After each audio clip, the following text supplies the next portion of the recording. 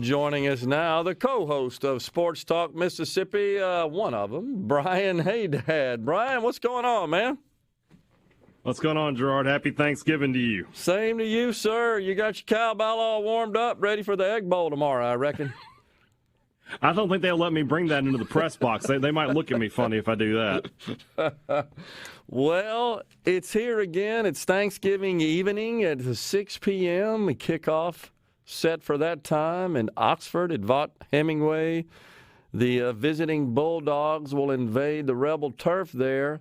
I think it's setting up to be an entertaining affair. What do you think?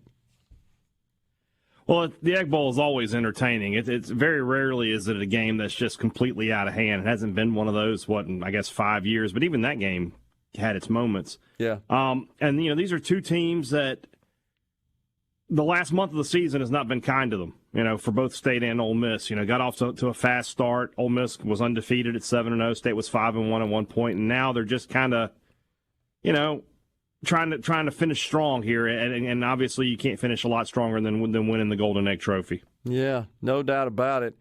The matchups, anything in particular that you see about the matchups? I'll offer my just quick analysis first. I think quarterbacks like Jefferson at Arkansas, whom Ole Miss faced last week, and then Young at Alabama the week prior, I think they give a lot of trouble to Ole Miss's defense. Very mobile quarterbacks that can just take off and seem to be able to skirt away and avoid sacks, which just seem to happen a lot in both games. They give Ole Miss defense a lot of trouble. But on the other hand, Will Rogers, different style quarterback. I mean, and it's a quick hit, quick pass type offense that honestly serves as kind of the running game to a great extent for Mississippi State. It's just quick hit, get the ball out in the flat or something, and just let somebody take it on the defenders up the field. It happens a lot. It's the way they kind of run the ball. Yeah. I mean, if mobile quarterbacks is the problem for Ole Miss, I have great news for you. You should be really happy. Well, and Gerard, I'm not trying Will to Rogers, be. He's not one. No, right. but it is what it is. Will Rogers is not a runner. He's a guy who wants to stand in the pocket and make throws. And this season, teams have started defending State differently. Last year or the past couple of seasons has been about, look, we're not going to rush them. We're going to drop everybody into coverage, and then they won't be able to do anything. Well, Will Rogers got pretty good at beating those kind of defenses, and State figured out how to run the football a little bit, and that's why they were 5-1, and it looked like they were moving right along. And then the Kentucky game happened, and Kentucky decided, okay, we're going to pressure Will Rogers. We're going to blitz. And we're going to make him make quick throws and try to beat us down the field. And they haven't been able to do that. Yeah. And they've gotten away from the running game. And offensively, these last four games, not counting last week with the FCS team, have not been good. And, when I look at what's going to be the weather tomorrow night in Oxford, it's like it's going to be a sloppy track. That's a game where you think you'd run the football a little bit more. But I don't have any faith in State to do that. I feel like they're going to continue to throw the ball, and that's going to play right into Ole Miss's hands. And on the other side of the ball, Ole Miss, great running team. Judkins and Evans, two studs back there, and Dart can run as well. And State's had trouble stopping the run this year. So a lot of things working in Ole Miss's favor for this game. Well, I was going to say that as well. The weather probably as big a factor as I can ever remember in the Egg Bowl, simply because you have one team that has a very strong and effective running game, and of course, a wet track seems to favor a running offense. The other team relies more on the pass and doesn't have, as we said, perhaps as mobile a quarterback. And so it's an on-paper deal, right? But it's always, that's just on paper because it's the Egg Bowl, and you sort of got to throw all the rules in the history out the window. It's been my experience in watching a whole bunch of them through the years. That's kind of where we are. And then, of course, Ole Miss has, and let's talk about it, they've got this cloud hanging over the program with the fate of head coach Lane Kiffin. That has been just stressful for Ole Miss people, to say the least. Yeah, I think if all this wasn't happening in the background, that Ole Miss would be a very solid favorite to win this football game. And they're still favored to win, and I think they're going to win, to be totally honest. But this has provided a window for Mississippi State where Ole Miss is distracted. I think you saw it last week at Arkansas that team was not locked in the way that they should be going into that game. And if that's the case here on Thursday, that provides Mississippi State a big chance to go into Oxford and to get a win, because I agree, there's obviously a lot going on off the field in Oxford. And you and I are old enough to remember, when this happened with Tommy Tuberville. And, of course, it happened a few years back with Dan Mullen. And when you have all these rumors swirling around, and it's a little different, obviously, because back then and with Tuberville, you didn't have social media. And even with Mullen is not like Kiffin on social media. He's not going to get on there and stir the pot the way Lane has been doing this week. But there's obviously some distractions there, and so we'll see if Mississippi State can take advantage of that or not. If they can't beat this Ole Miss team with these distractions around, I don't know when Mike Leach is planning on beating Ole Miss. It may not be for a long, long time. Well, let's talk about Coach Leach. I don't think it's any secret, certainly in my orbit, in my circles, lots of Mississippi State friends, longtime fans of the program, supporters of the program. They seem to be less than totally satisfied with Coach Leach. What are you hearing? What do you think at this point?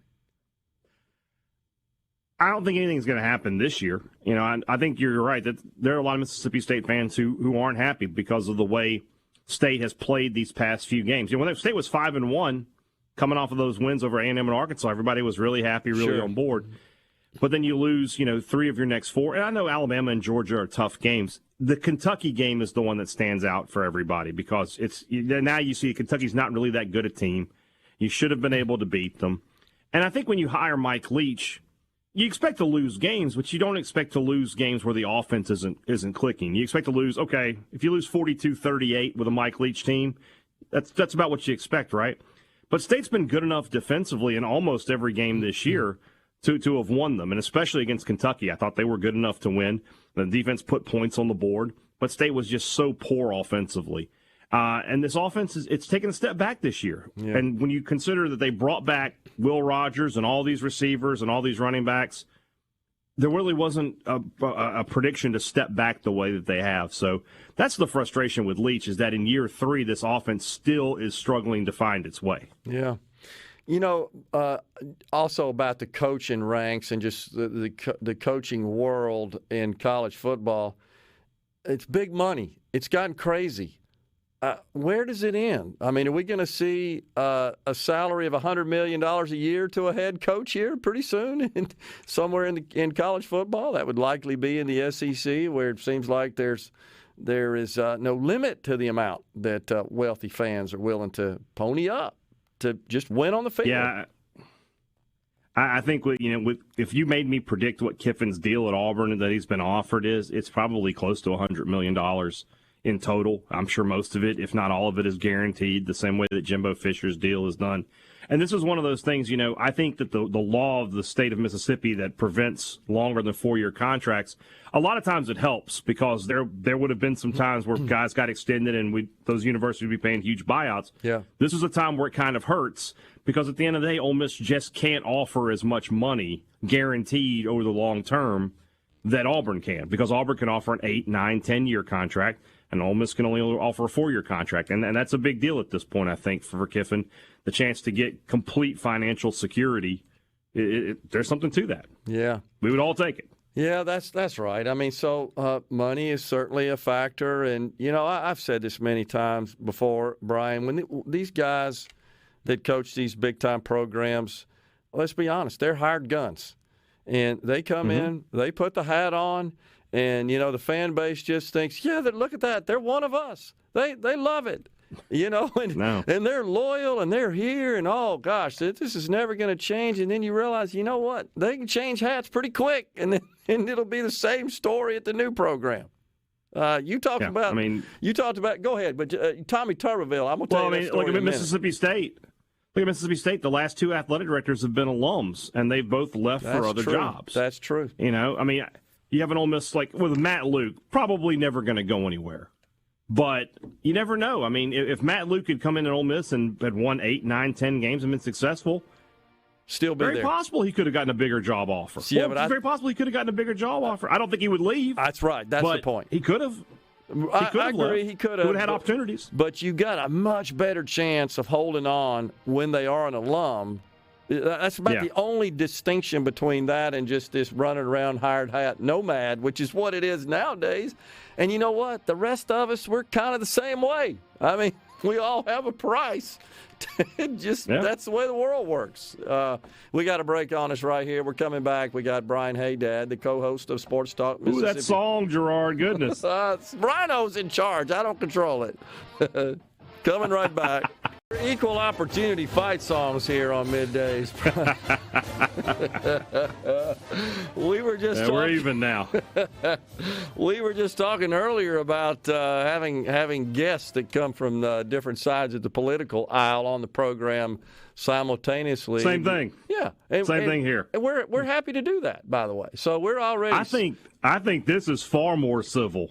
Than what you get with Republicans and Democrats going at each other. That's absolutely, totally true. Of course, we could do what they do in some of the Middle Eastern countries, right, Rhino? Just throw shoes and clothes around. When you're, boom, here's a shoe for you. If I was in studio, Gerard, I'd take my shoe off and just fling it at you right now. Richard threw you're there at the desk. There used to be, there's always like a container of Clorox wipes, to wipe down the desk when you get done. Yeah. I brought up the 4th and 25 play one time. He threw that at me. just flung it right at me. Oh, gosh. You're not talking about the Arkansas 4th and 20. Is that I am. Yeah, I brought that up, and it affected him. I happened to be there in person, witnessing that meltdown. It broke my heart. God, I bet. Oh, so, goodness. Back to this coaching deal, I got to share this with you. There was an Egg Bowl in Oxford. I'm pretty sure it was on Thanksgiving Day. And Julie and I were lined up with the kids, Walk of Champions there. Here comes the coach leading the team at the tradition. You know about it. So it's Tommy Tuberville. Yeah. And he's coming through, and I knew him. I mean, he recognized me, knew my name. I did him, and he's coming through. And normally when he comes through, he's high-fiving, shaking hands, and I'd always say, hey, good luck, Coach. He said, thank you, Gerard. So this time he comes through, and he's like stone-faced. He's not engaging with the crowd. And he walks by, and I looked at Julie. I said, he's gone. This was the day before he left for Auburn. I said, he's out of here. 98, He's gone. Yeah, exactly.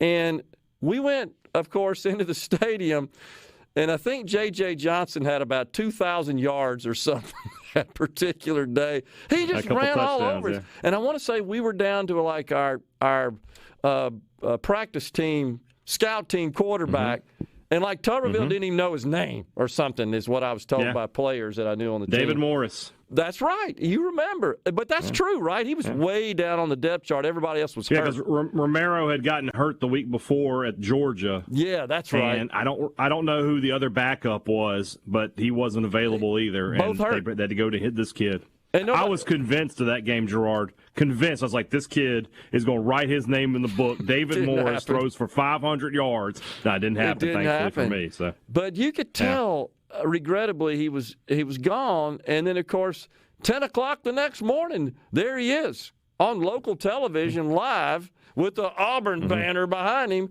And I promise you, Brian, the speech he delivered was the exact same, virtually word-for-word speech I saw him deliver at a little private gathering at the country club a couple of miles from here when Ole Miss hired him. Exact same speech. So you're the political pundit. Are we 20 years away from Senator Lane Kiffin? Is he following the same path? I don't know. I can't wait for Senator Lane Kiffin. I'll just go ahead and tell you. That guy, he's got my vote. I'll put it that way. He would certainly be entertaining at a minimum, right? Yes. All right, so what do you think is going to happen with our coach? What's your gut feel? What are you hearing? It's just too much smoke at this point for me to not be a fire. I think Kiffin will be at Auburn by the week's end. I do too. If not by the after the Iron Bowl, just shortly after. The fact that no other names have really popped. I mean, you've seen Freeze's name a couple of times, but nothing serious. It's just been Kiffin the past 2 weeks. There's just too much smoke for me. So I expect Lane Kiffin to be the next head coach at Auburn. So I've heard that Jimmy Sexton, who seems to have the absolute lock on all the major coaches, right? And some of the ADs as well now. Yeah, who gets big money. Paid very handsomely for his representation of his clients there because they're getting paid big money, and he's involved in the negotiations.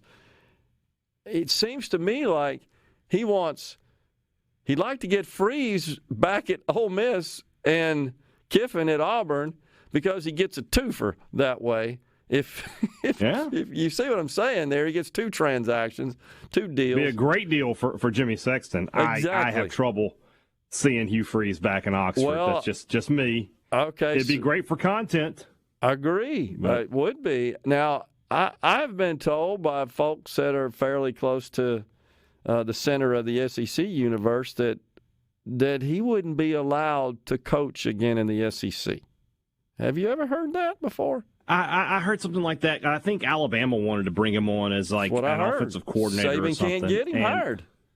That was a few years ago. I think at this point, whether you like the guy or not, the man, it feels like he's paid his penance, right? At this point, he's been out of the SEC for this will be 7 seasons. At some point, you got to be willing to say he can come back. But that being said, I don't know if Ole Miss is the place for him to come back because of the way things ended there. I would, and I would think the fan base certainly. I don't know about the administration, Keith Carter, the folks involved in that directly. The fan base, best I can tell, is fairly split on that idea. Fairly split. And I think that's to be expected. Yeah. Well, I mean, because when you win the way Freeze won at Ole Miss, people remember that. Sure. People, and especially nowadays, you think about the NCAA stuff, all that stuff is legal now. You can pay guys through NLI and do whatever you want to do there. NIL, not NLI. That's I always get those mixed up. So I mean, that's just not an issue anymore. Yeah. So if you feel like the other stuff that happened, whatever happened there, if you feel like that's not going to happen again and you feel safe about it, the man's a good coach. Yeah. He wins wherever he goes. Good recruiter. Of course, NIL's changed that game. So the other thing that I've heard from someone who I'm fairly close to, that's fairly close to the Alabama program, and in particular, Nick Saban, okay? Explained to me over the weekend that Nick Saban may be stepping down at the end of the season. Oh, I don't see that happening. I don't either, but so what I can say I think Saban's got 3-4 more years in him. You do? Okay. Well, all indications are that he really does not like the NIL. I think he's been outwardly outspoken about that. Because he has to be. That's you got to be. Sure. You can't, this is the new way. If you come out and say things like, I'm against it and we're not going to participate, he's not going to get players. Yeah. Nick Saban is always going to do whatever he has to do to get players. He may not like it very much, but I think Nick Saban is the ultimate chameleon. He can adapt and do whatever needs to be done. That's a good point. I mean, 5-6 years ago, that guy was just running the football and playing defense. Now look at his offenses. That's true. He keeps up with the times. Yeah. So he may not like it, but he'll isolate himself from it. He'll just be like, you guys get the players in here, and I'll recruit them. And but what happens to get him here, I don't have anything to do with that. And he's at the point. You handle it. He's at the point in his overall career, and certainly in his legacy at Alabama, he can do that. Unlike a lot of other coaches, I think. Absolutely. He's got the stroke to do that. I just thought that was interesting, but I'm kind of with you. My gut feel is that Lane takes off, and at this point, the way this thing's drug out, though, Brian. No matter what his decision is, certainly in the short term, even if he stays, it's been a bit of a clown show, and I think there are a lot of people that are not happy with the way it's been handled. And if he leaves, he's the worst SOB that ever walked. You know how that goes. So, it just is, right? Yeah. I can tell the Ole Miss people haven't had to deal with this one. With Mullen, State fans, it was every season. We were like, they're just going through it again. I mean, it's been a long time since, Cutcliffe never really was going to go anywhere. Obviously, Orgeron and Nutt. And, with Freeze, you had that little bit of that from time to time. His name came up for some jobs, but it was never this intense, the speculation. So, yeah. This is college football, baby. Y'all got to get used to it. Come on. I know. It is such crazy. All right, before you go, your take on the World Cup. 2 big upsets already with Argentina and Germany going down. Argentina was my pick to win it all, and they still could, but that was a weird game there. We'll see. I'm looking forward to Friday, obviously, with the U.S. and the English. I don't know how much of a chance the Americans have in that one, but it's been fun to watch thus far. There have been some upsets, and the really good teams have looked good, and some of the good teams have not looked good. So it's been fun to watch. The whole setting is so weird, though, doing it in November and with all the stuff happening in the background. I mean, it really shouldn't be there. We all know it was a corrupt process. Yeah. And all that, but now that it's here, it's kind of like I talk about college football. I don't really care about the rules and stuff. I just want to watch the games. And it's a beer-free environment, Brian. It's sans a beer. I can't imagine it. The English must be going crazy, and the Germans be like, "What are we supposed to do?" Well, Rhino, who was that you showed me that's chanting beer, whatever, in the stadium? The Ecuadorian team was chanting in Spanish, "Where's the beer? Where's the beer? Where's the beer?" Just over and over and over. It goes together. It's like turkey and dressing. Oh, man. I know this is a soccer song, but I always think about the Ryder Cup when I hear this song because the European team plays it when they beat the Americans. Brian. There you go. Well, we'll see what happens tomorrow night. I'm sure we'll talk about it later on. Good luck to the Bulldogs and the Rebels. It's going to be a sloppy affair. Take care. Happy Thanksgiving, Brian. Good to see you. Thanks, Gerard. Happy Thanksgiving, buddy. We're coming right back in the Element Wealth studios. Stay with us.